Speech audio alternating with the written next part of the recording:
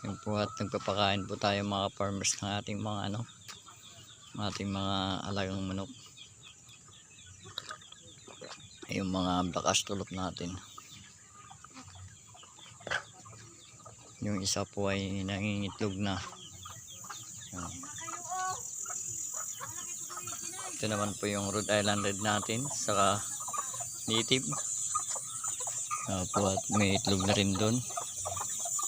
Ito po yung native natin na naglimlim ng itlog ng black astrolop natin.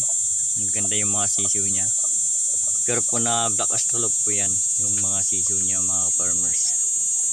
Dahil linagay ko po dyan yung itlog nila. Ang naglilimlim siya. Pupuntahan din po natin yung mga alaga natin na